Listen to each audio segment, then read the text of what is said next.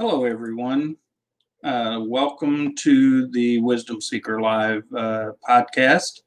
Want to welcome you aboard. I appreciate that we're broadcasting to YouTube and Facebook as well, not just on LinkedIn. So hope that there are many of you that will join us. And as always, when we start the show, do some house keeping here and want to be sure to remind everyone to let us know where you're joining us from as you join, and that you will also be sure to engage with questions and comments, because that's what makes the podcast most interesting. Welcome, Scott. Glad to have you here. As a secondary reminder, just to let you know that if I appear distracted, I apologize. I am operating off of 3 different screens to be able to make this happen, so I'm not ignoring anyone. And I want to make sure that I am actually able to engage with everyone with the technology. Never know what's going to happen. So just, again, please join us and let us know where you're joining from. And as always as well, we are going to let you know how we see what wisdom is. Wisdom is a journey that we go through, and in fact, if we do it well, we will go through it in our lifetime. And it starts with gaining some knowledge, and knowledge, facts, figures, information that we come across, that we choose to learn, and so on. Then the second step in this journey to wisdom is actually where we begin to use the information and knowledge that we've gained, and hopefully start applying it in our experiences in our day-to-day life, work, relationships, and so on. But then in order to gain wisdom, we have to go a step further. And that next step is when we begin to see things from a much bigger perspective. In other words, we see our knowledge and our experience and how we will choose to use it outside of ourselves. And for those of you that, like myself, that are spiritually oriented, the way I like to look at it is that I am striving to see things from God's perspective, so that I can make wise choices and get that much larger understanding, so that as I do so, that it's not just about me, but it's also about those around me. So that's just the baseline understanding of what wisdom is based on our podcast. And so I want to dive in. I recently did a poll on LinkedIn, and the poll I did was related to adversity. And the contention that I made is that we have started making quite a great effort to avoid adversity or even eliminate it in our lives. And it comes in a lot of different forms, and anywhere from protective gear to choosing not to expose ourselves to risk, and so on. And to a point, though, that my concern is that we don't appreciate or understand that it is through adversity that we grow and mature, and, by the way, adds to our level of wisdom. Welcome, Karen. Glad to have you from Florida. Appreciate you joining. And so I was a little surprised when the poll first started. It actually looked as if the initial respondents responded that avoiding adversity or eliminating adversity was the goal, and that there wasn't an issue with that. As the poll progressed, I realized that the way I had worded the question was not as clear as I'd hoped. And one of the downsides to doing polls on LinkedIn is once you publish them, you cannot edit them. So I'm just having to work through and just address those issues as they arise. Now, as I always like to do, we're dealing with the topic of adversity. So like us to look at some understanding or knowledge relative to adversity. And one of the ways to do that is to find it in the dictionary. And so what I found in the dictionary online is that adversity is a noun, and it is defined as difficulties or misfortune. So pretty straightforward. When I think of adversity, I also think of challenges, obstacles, a lot of different words. Trouble, difficulty, hardship, distress, or some of the others. So interesting there. Scott, you're welcome. I apologize that the question on the poll might have been unclear, and so hopefully we'll get through and people will begin to understand through the comments and so on. Again, as I like to do, because I know that we have different types of learning styles, and so I like to include a visual of what we're talking about. And adversity, you can see someone pushing a rock uphill. Another one you see is someone trying to climb a mountain, and pushing the rock uphill seems to be a common theme.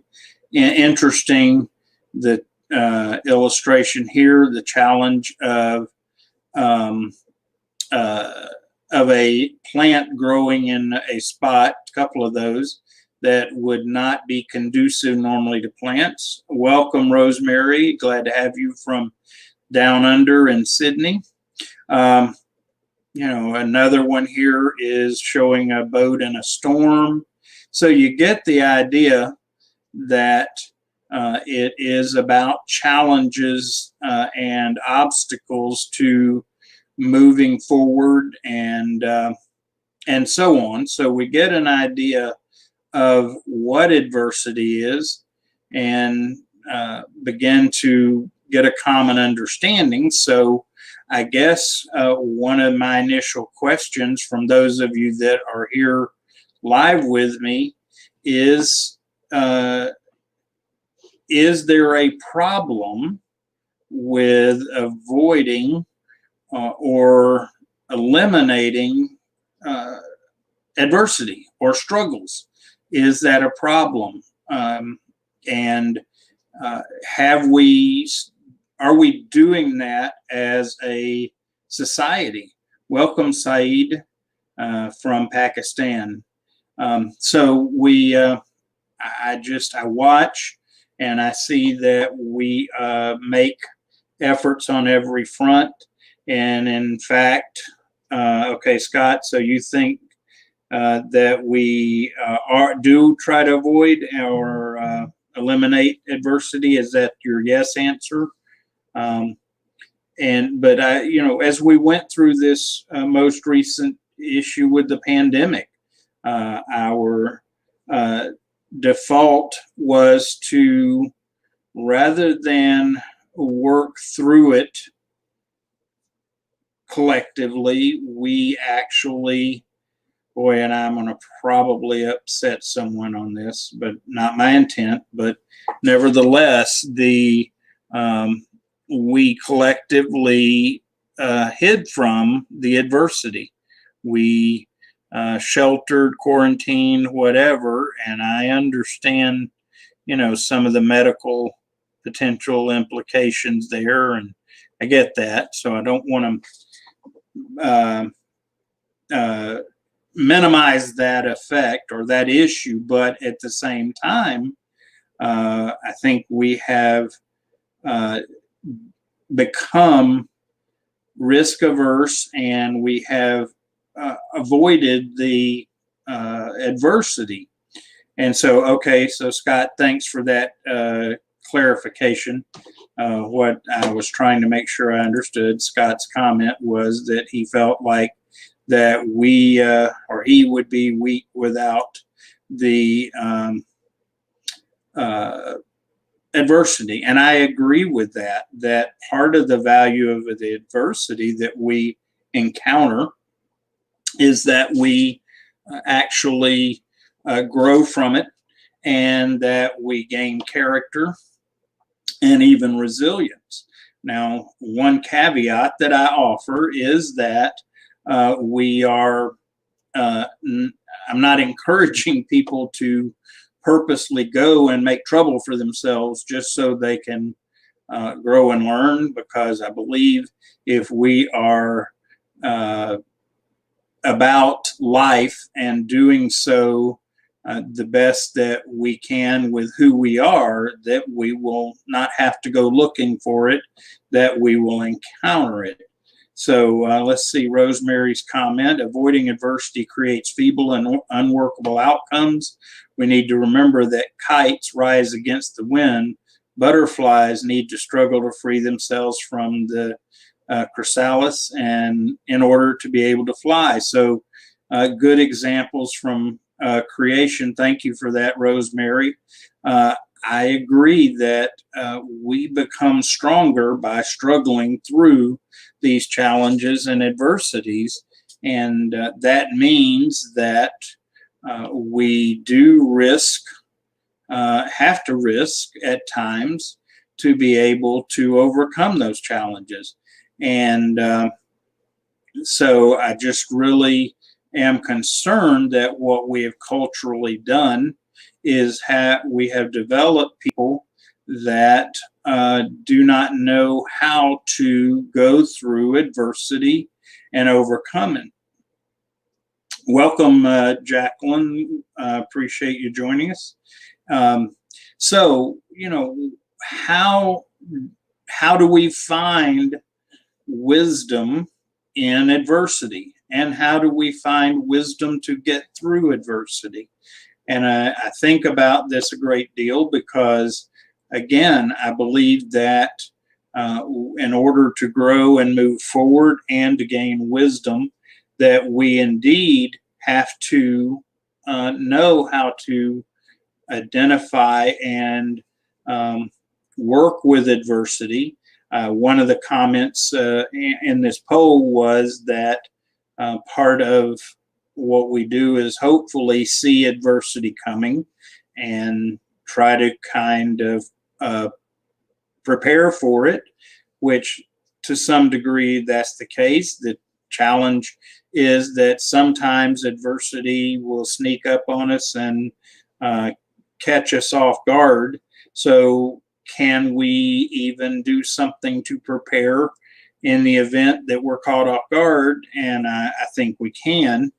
And that's through, one of the basis is what we've already done starting back in January, where we kicked things off as wisdom seekers to use a process of disconnecting from the noise in our lives, the things that distract us from what we need to be thinking and doing and being.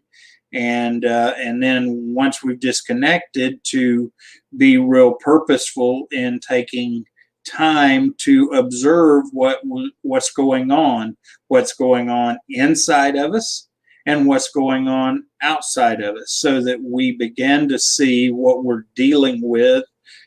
And so once we begin to identify the things that we are currently facing and dealing with, the next step is to seek and gain wisdom in regards to it.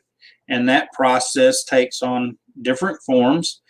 Sometimes it's just a matter of working through it, walking through it, and figure out life's lessons in there.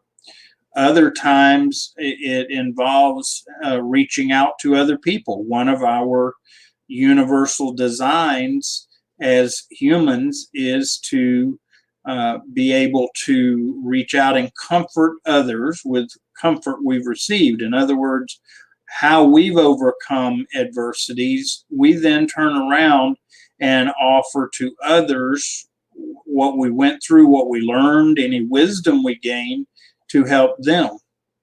And then I firmly believe that part of that process needs to be a spiritual component, and that as we seek wisdom, that we pray and ask for it, because for those of us that believe that there is wisdom available in the Bible, whether you agree with the tenets of the faith aspects, but there's a lot of wisdom there.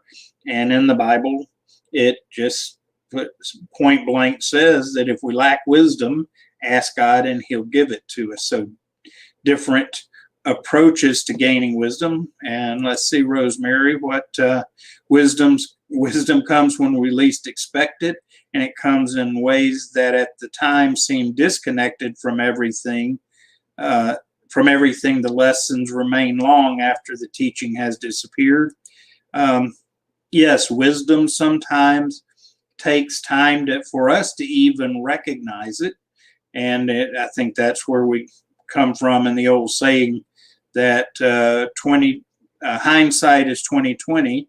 In other words, when we look back, we begin to understand where we were, what we went through, and where we are now, and to understand the difference and different things that we learn in the process. And part of that process has to do with what we feed into ourselves and our minds, because that affects our attitude, that can determine our outlook, our mindset. Good question from Scott. Do we ever think we are wise? Well, good question. I would, first of all, I don't know that wisdom is an event, a place we get to. I think that in time that if we are making the effort and being purposeful in it, that we become more wise than we were before. Do we ever come to a point where we're classified as wise? If we do, I don't know where that's at. I do know that just by sheer struggles through life, that I know I have more wisdom now than I did, especially when I look back as far as when I was a late teenager and early adult and so on. So do we ever think we're wise? I know I don't. I think I have some wisdom. I think that I have learned the process of finding wisdom, and that's a little different. Some of us are more adept at finding the wisdom, but I don't know how many of us are just totally and completely wise. I don't know, short of eternity, if I'll ever get that or not. But for now, I am content to know how to seek it out anyway. So adversity is part of I think what we are designed to go through to make us stronger. And there are a lot of analogies out. One of my favorites, learned some about gold and precious metals, that if anyone does some research on it, that the way that we get gold and silver and other precious metals is through a refining process. And the interesting thing is that the way we get the more pure form of these precious metals, especially gold, is that it is put in what is called a refiner's fire or heat. Welcome, Zaid. Glad to have you. And this heat melts the gold down, and what is not gold will actually float to the top, and so you can actually remove the impurities. Now, what's interesting is what people much smarter than I tell me is that the hotter the fire, the more pure that it will make the gold. And so the analogy is that we have to go through fires of adversity to be refined, to become that or recognize or attain the value that we have been given.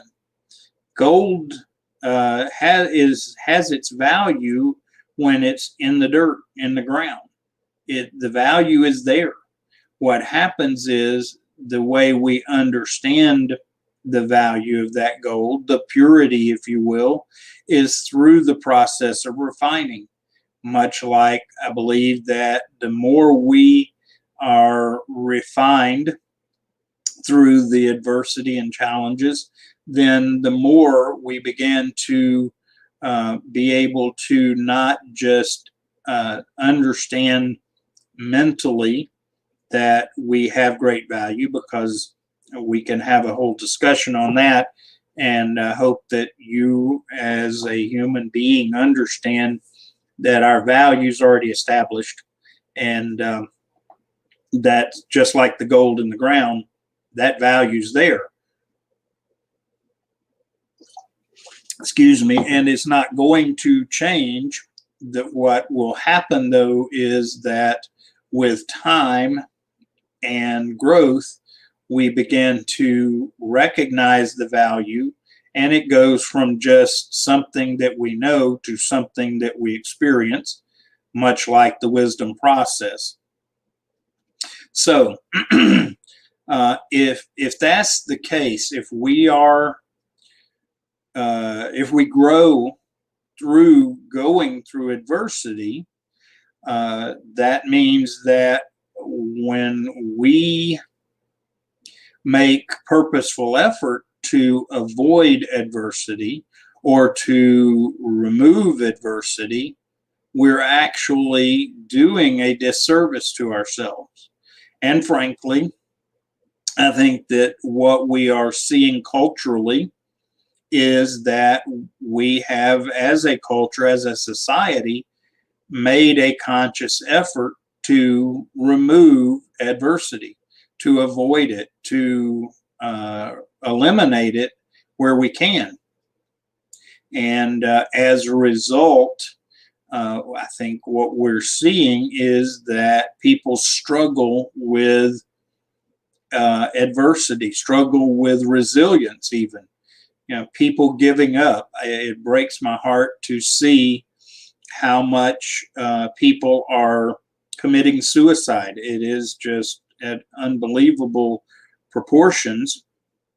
And especially, I think what's even sadder, I guess it shouldn't necessarily be degrees of it, but when you hear of a young person committing suicide, and it just seems extra sad, because generally speaking, we get the opportunity to have more than just a few years. Again, we can't count on it or be guaranteed it.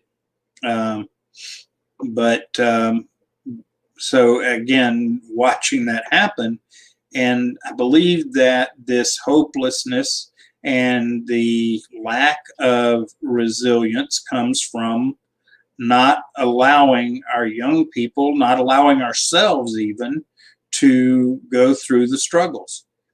And at some point, one could argue, as we grow wiser, that we begin to figure out how not to, as someone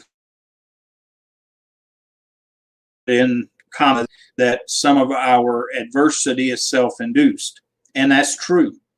And so as we grow wiser, hopefully we minimize the self-induced adversity.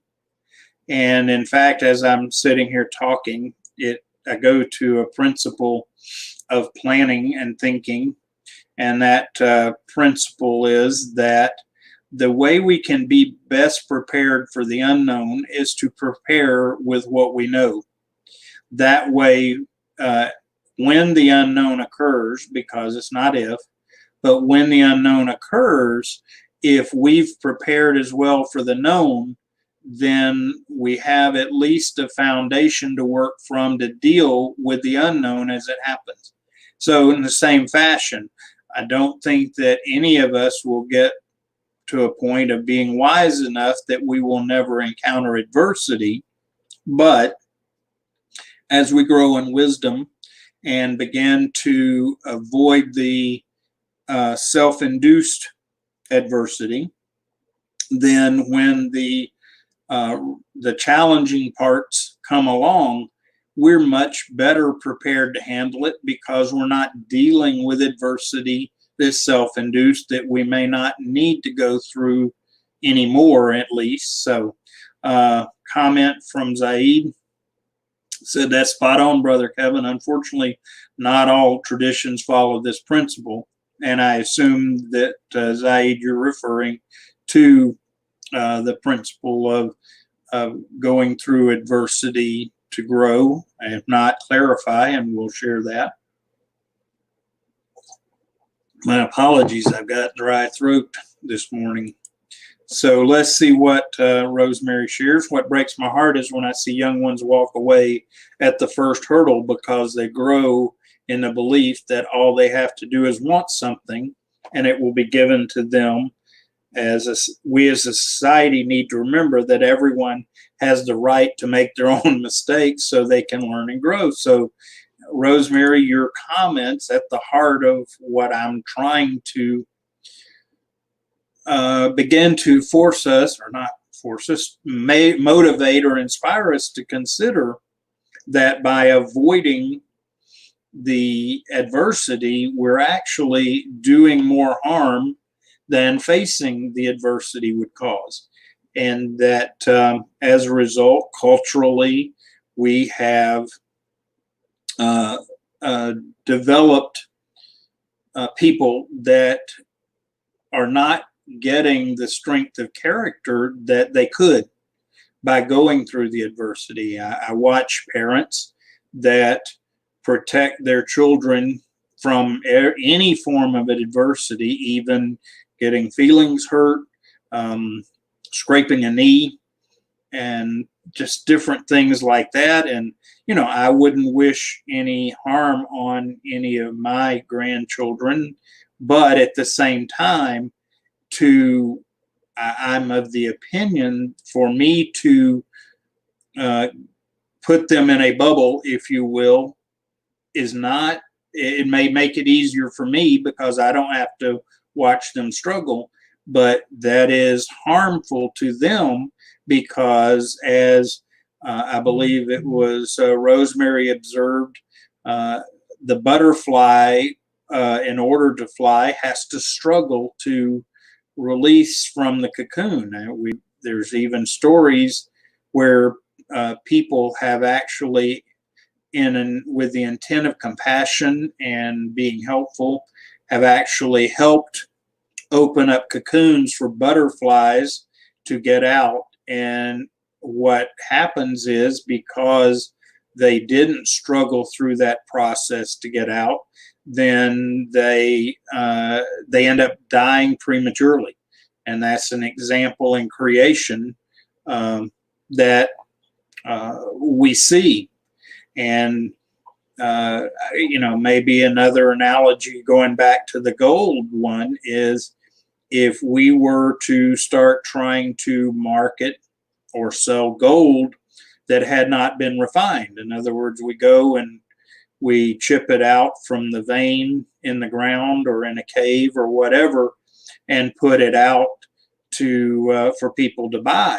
Would the value be found there? Or is the value in the process of refining it and getting the impurities out? Scott says that Jim Rohan, I don't know Jim, tells a funny story about that.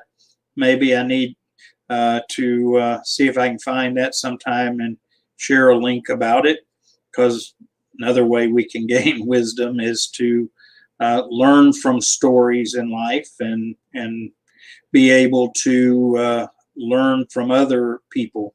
So the whole concept then of dealing with adversity, so I think I would be safe in saying that we are culturally harming ourselves, especially our young people, by sheltering them from adversity in life.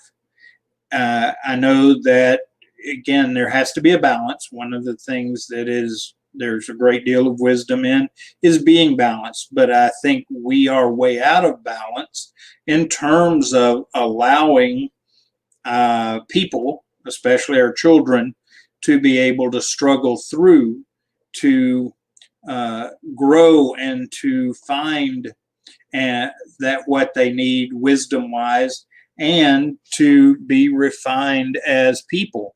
And I think that we culturally need to reevaluate, and it's going to take the actions and responses of a large group or a movement of people in our culture, if this is truly a problem, to begin to head this off and begin to address it. And if we don't, I'm concerned that we're going to perpetuate what is occurring to a point that it's going to be potentially devastating, especially to our young people. Okay, so let's see. Zaid has a comment. Says our education system should also work on this issue. A wrong answer is not wrong, but not working into the right ends. So I think the key is, and I observed this as a grandfather, is that we allow people, our young people, to be wrong without it becoming a point of devastation. Doesn't mean that we give them credit for wrong answers, but what we do is that we say, okay, you didn't learn this, so let's help you learn it and move forward, learning from whatever mistake you made, the wrong answer that you gave. And let's see, Scott offers a comment here. It says the appreciation of the beauty is where the value is derived. I assume you're referring to the gold and precious metals, that the value is in the beauty, and that beauty comes from going through the process. Again, learning from creation, diamonds, it's always interesting to me that if we were to protect diamond from heat and pressure, then it would never become a diamond. It would remain a chunk of coal. And most of us don't value a chunk of coal other than for its potential utilitarian purposes. And so the analogies just go and go and go. I think one of the examples that I've really come to appreciate is apparently in the Japanese culture, if they have something break, like a dish or a pot or something, that rather than just toss it out, they actually take it and they'll repair it, and apparently they will at times use gold to fill in the cracks and things. And so the process of being broken and then repaired actually adds unique value to it. And if it is, if it's filled in, those broken places are filled in with the right character, the right filler, then it gains new value. So a lot of analogies there that we observe that tells us the value in going through the adversity and overcoming it. Obviously, if we get into the adversity and we don't push through it and overcome it, then we get hopelessness and despair, and we end up with people that unfortunately either it destroys their health or they give up on life and commit suicide. A lot of different byproducts. And Zaid, another example is trees need pruning to stay healthy and grow the best they can. Excuse me. And Scott, working through the process of overcoming adversity is an art, but what's beautiful is that each of us is an artist in regards to it, because what we've gone through is what we can share to help others for them to be successful in going through it. Let's see, Rosemary, my 17-year-old grandson needed a box trailer for his motocross bikes, and the solution wasn't what others thought it would be. My grandson started by learning how to weld, and then by working part-time at a job that gave him time to think, but not much income. He used the time to design his own box trailer. The money he put towards buying the materials required to build his own box trailer. So sounds like he got some knowledge, figured out how to apply it, and gained some wisdom. And the wisdom may be that he comes away with the idea better to figure it out and build it for himself, or next time that, depending on the situation, the wisdom may be to work and save up the money to buy what we need. So there is not one simple answer, but it is wisdom based on each of our life situation. And let's see, it implies sometimes that the breaks are intentional. I assume that you're talking about the breaks when I was referring to broken pottery and things that are repaired. My thought is that we wouldn't do that intentionally, but we would not avoid it. And so just a lot of consideration in this whole concept. And how do we culturally begin to overcome what we have created? We have created people or affected people to a point that they are not able to be resilient and not have what they need to be able to survive and not become hopeless. Welcome, Shrenik. Appreciate you joining us. And I believe that our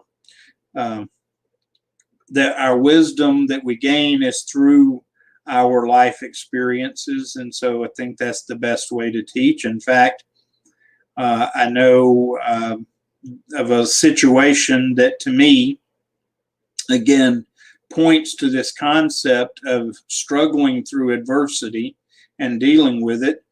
Back when my children were young, one of the activities that I did with them is that we participated yearly in a what is some people know by Pinewood Derby races, and and so we did that as the boys and I did that as something that for special for us, and you could get creative in what you built, and so because there were rewards or awards for both speed, utilitarian, as well as design, and so my son knew that in this particular case, the speed area was a pretty tough competition, and he had not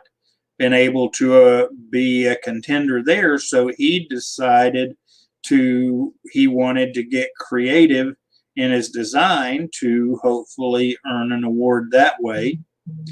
And what he did was he decided he wanted to design his car to be like a hollow log. And I don't know if you've ever worked on a Pinewood Derby. It's a block of wood that is about 2 inches square on the end, and it's about 6 or 7 inches long.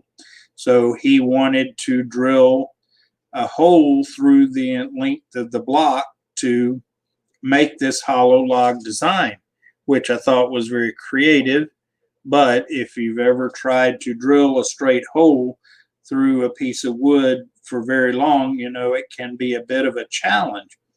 And one of the things that I always told my children, because they're competing against other young people, is that that I would not do their work for them, that I would teach them how to do the things they needed to do.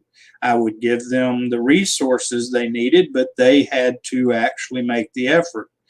Well, in the process of trying to drill out his hollow log car, the drill got out of line, and as he was drilling, the drill went out the side of the block of wood. So it created a hole where he didn't intend for a hole to be. So we talked about it and we evaluated it. He had created a bit of adversity for himself, because by that time getting a replacement piece of wood was not practical. Plus, there was also an opportunity to learn a lesson.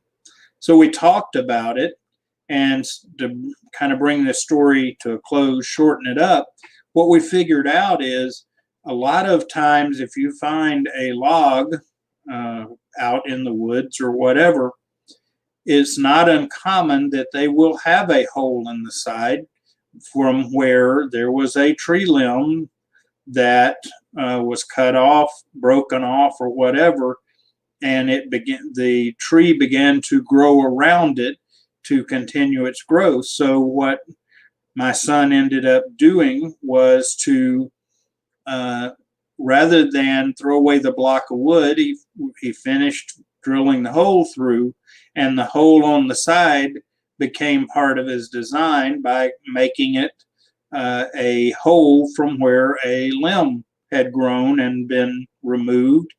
And so he took that adversity, learned from it, gained a bigger picture of it, and figured out a way to add uniqueness to it. And if memory serves me correctly, in the end, he ended up actually winning the award. And it was in part because he worked through the adversity and made part of the outcomes of the adversity a part of the design he worked on. So it's just an example of the value of struggling through. It was tempting at the time to try to find another block of wood, that for him. In fact, I always competed in the adult area. So I had a block of wood, and I could have said, well, I'm going to protect you from that adversity by letting you take my block of wood and use it. And sometimes I suppose that might be appropriate, but I felt like at that point I would shortchange him. So again, the value of going through adversity in a lot of levels. Let's see. Let me get back to some comments. Zaid commented, if we're all the same in everything, life would be boring.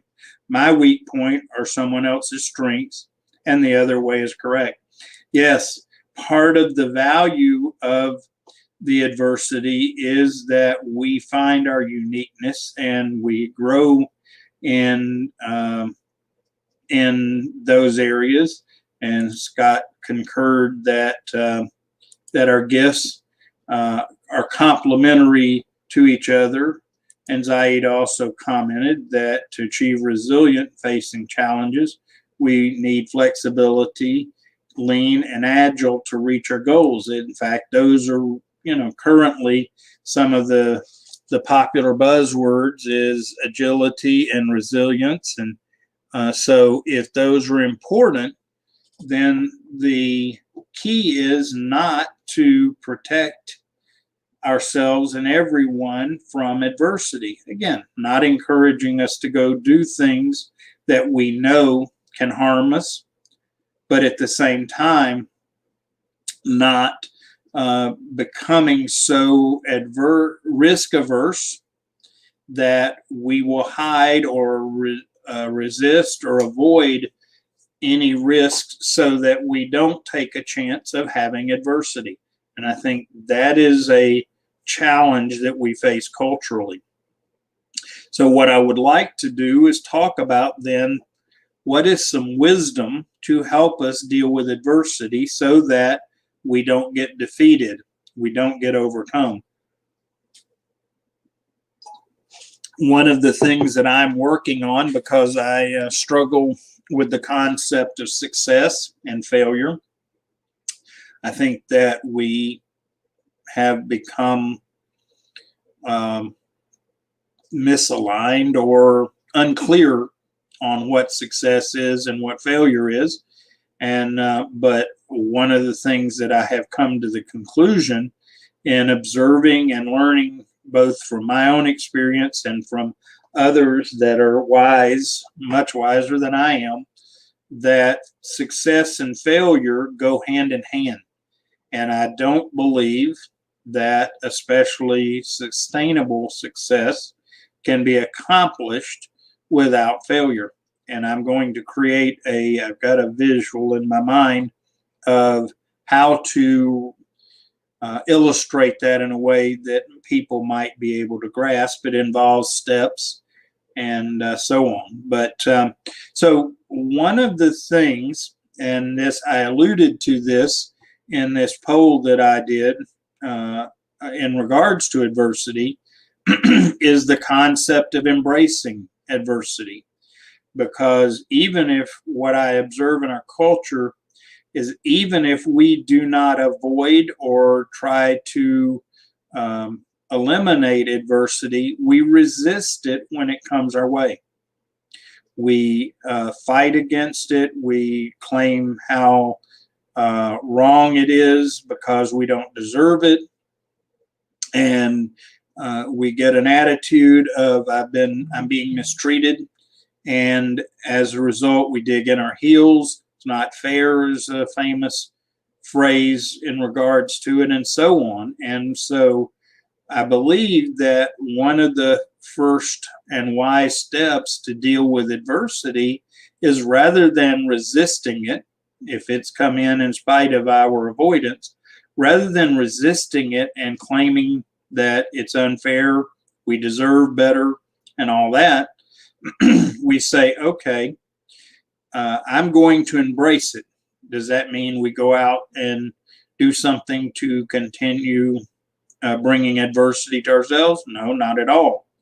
But rather than resist it, we look at it and reshape our mindset, our attitude. And by doing so, we then put ourselves in a position, first of all, to learn and to grow. Second of all, I think part of the reason that we get so tired and maybe give up prematurely is we invest so much energy in resisting the adversity. I don't know about you guys, but when I dig my heels in and I say it's not fair and I'm being wronged by the very presence of this adversity, it shouldn't have happened to me for whatever reason, I don't deserve it. Boy, when I get there, I get miserable and it drains me mentally and emotionally. And in certain situations, it drains me physically because it may involve physical activity. See, Rosemary offers a thought. It's not possible to understand success without knowing what failing is all about. Agree with you completely, Rosemary. And so if that's the case, then again, not seeking to fail, but to take enough of a chance in moving forward, in growing forward, that we risk failing, knowing that failing doesn't make us a failure. And so the other couple of things that I think of as far as dealing with adversity and getting through it. And again, I go back to something the Bible says, and it says in the book of James, it says to count it all joy, brothers, when we encounter various trials. Okay, so what does that mean to count it all joy? And I think what that tells us is that when, rather than saying this is unfair, I don't deserve it, first of all, we count our blessings. I know it sounds very old school, old fashioned, but we look and say, hey, I'm still alive. And most of us, most of the time, not only are we alive, we have some manner of shelter, we have food, we have the essentials of life. And so start by being grateful for that. And then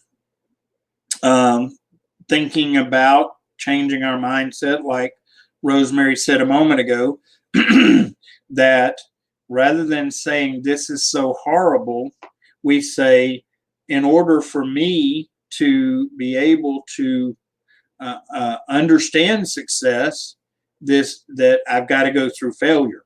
And when we change our mindset, all of the sudden this adversity we don't waste our energy looking at this adversity as an enemy. We began to think of it as a potential teacher. And I know even when we're in school, we may have teachers that we didn't especially like, but we were able to learn from them and hopefully have some appreciation for that. And yes, indeed, Rosemary, we need to remember the Lord never asks us to carry more than we're capable of.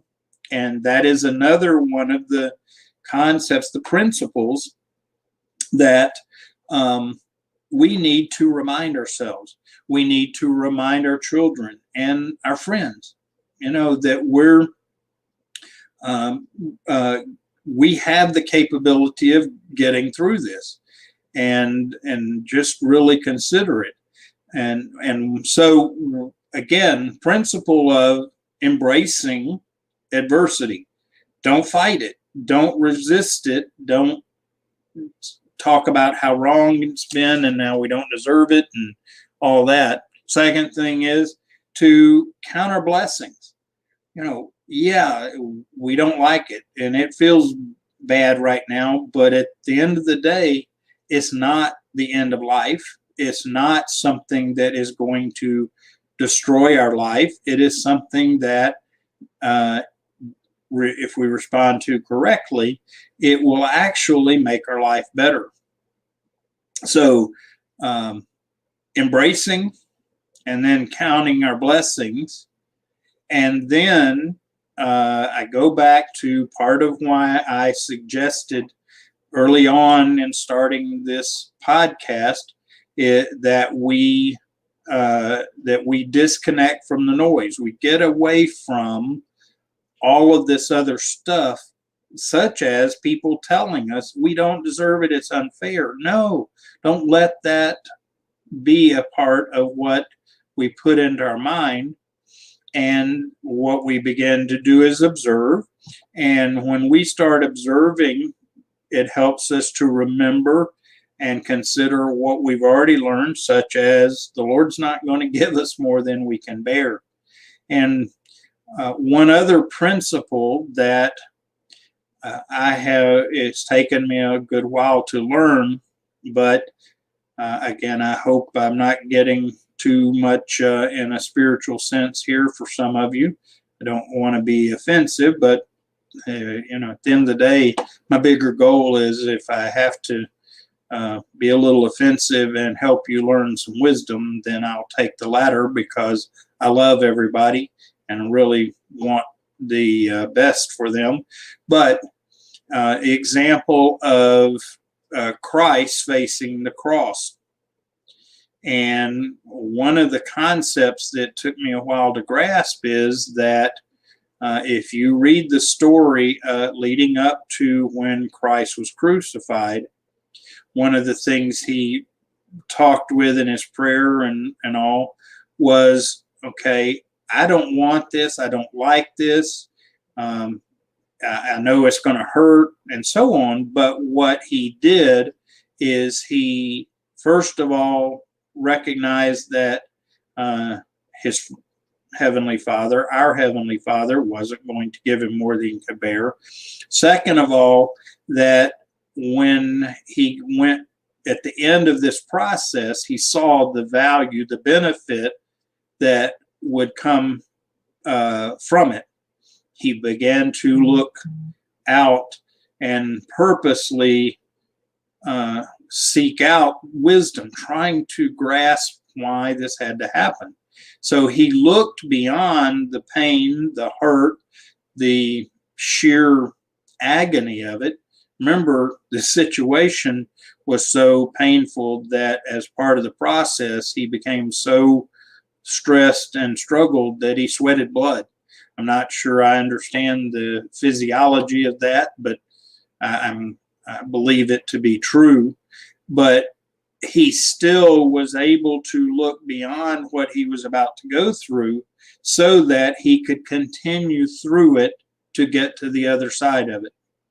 And so the other principle that I really believe that makes a difference for us, and the wisdom there to get through adversity, is to look beyond the adversity. What will be on the other side? What could be on the other side? And sometimes, okay, and I don't, boy, this may sound morose, but the worst that any activity here on earth will cause us is death. Okay. And I understand for some people that's frightening and just utterly scary and even paralyzing. But one of the values that I find in my faith and my journey is that death doesn't scare me. The process of dying, a little bit uncomfortable with, but I know that death is not the end. I know it is a step into an additional part of life, and that's called eternity.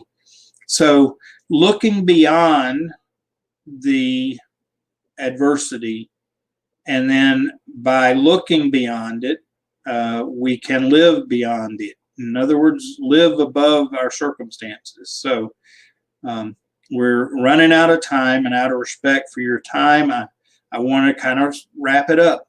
So first of all, I really pray and hope that we, as people, as wisdom seekers, will begin to challenge the idea that we need to avoid or eliminate adversity at all cost. I think it's a wrong value for us culturally. And then as we began to say, okay, well, we know adversity is going to come. Some of it will be self-induced. We do dumb things. We make bad mistakes. But even that doesn't mean that our value's been lost or that there is no hope. And so part of what we've got to do is to be there, be people that remind other people, okay, of the times we've gone through adversity. We've survived it. Not only survived it, but in many cases, we thrive from it. We grow from it. And so what we do as wisdom seekers is we share the wisdom we've gained with others that are struggling going through it. Help them remember that there are blessings they can count, and help them remember that resisting is only going to make it worse, and then help them with perspective of, as the old saying goes, this too shall pass. You will get beyond this if you continue to push through.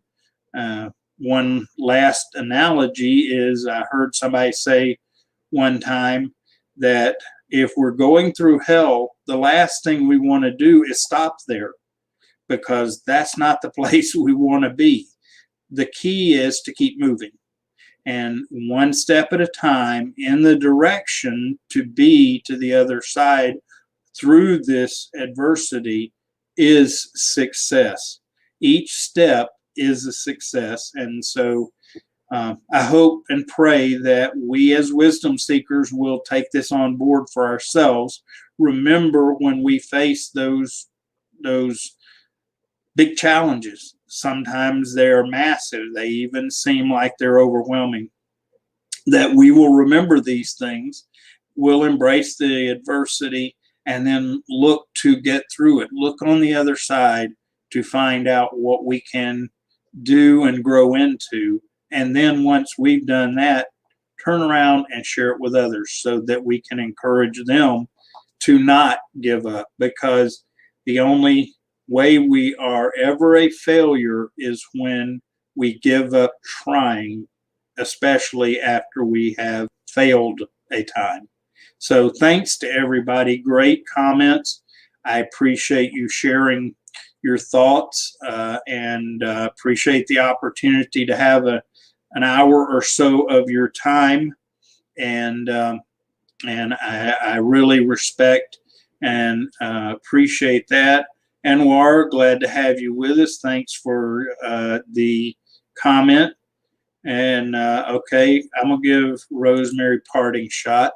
Someone had told me 25 years back that I would be a recognized international leader within the injured worker community. I would have never believed them, and worse, I may not have found the courage to start now, tonight. I sit here as the only non-American nominee for a major American award that recognizes my work. All it took was the mustard seed size bit of courage. Amen. And so thank you, Rosemary. Join us next Monday. With very few exceptions, I'll be here Monday. Hope you'll be here with me, 8 o'clock Eastern. Bring your friends, and let's seek and gain wisdom together in all sorts of ways. God bless all of you. Thank you, and have an amazing week. Take care. Bye.